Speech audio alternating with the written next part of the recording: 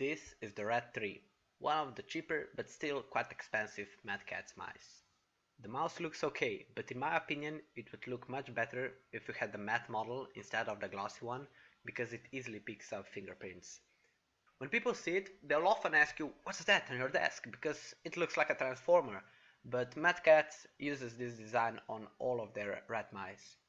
In the hand, the mouse feels cheap because it's made out of plastic, and it also has no adjustable weights, or for that matter any weights at all, so that combined with the all plastic design gives you a very light mouse with only 90 grams.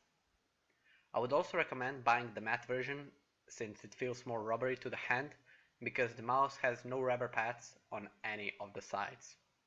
The size of the mouse is slightly adjustable, but it's a pain in the ass to do it. You have to unscrew the two Allen screws on both sides and then use a cross screwdriver to untie the adjustable palm pad. Keep in mind that you get no tools in the box. Because of its design, it also has a forced right hand use. The mouse has 6 functional buttons. Left and right clicks are big and need a proper amount of force, so you won't press them by accident. The scroll wheel is okay and it doesn't make loud clicking noises when you turn it, and you can also press it down. Above your thumb rest you have next and back buttons, which are fast and easy to use but feel really cheap. They could also be a little softer and should be moved half an inch forward. Behind the scroll wheel are 2 DPI up and down buttons to adjust the 4 programmable DPI levels, but more about that later. And on the side of the mouse there are 4 LEDs that indicate your DPI level.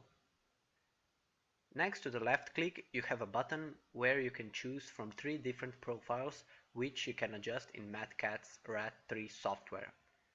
It sometimes happened that I actually pressed the left and the profile button because it requires quite some force, and because it's at a very annoying angle you really need to hold your mouse and you will still move it to the left when you press it.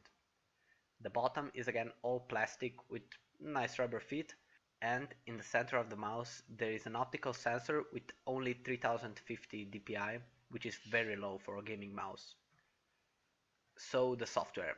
The Mad Catz software is junk. It's hard to do anything on it, so I never use it. And it doesn't even look good. The first step is just a welcome and the picture of a cyborg mouse. On the settings tab you can adjust your 4 levels to a certain DPI, which doesn't even matter, because you only have 4 choices anyway, the programming tab. Without this, the software is basically useless. Here you can adjust your buttons, but of all the buttons only 3 are adjustable. Next and back on the left side, and the scroll wheel button. You can adjust them to a certain key or sequence of keys of your keyboard, but can't even set them to do any functions like lock the computer, start programs, change the DPI on some other button, or change the profiles on other buttons, and so on. You can make 3 different profiles that you can select from on the mice. And when you set your profiles you need to save them, and you better remember where you save them, because every time you restart your computer you need to open the software, go to the programming tab, click open, remember where you saved your profiles, select it and press open. And when you're finished editing your profiles you need to press a weird out of place button to apply the profile.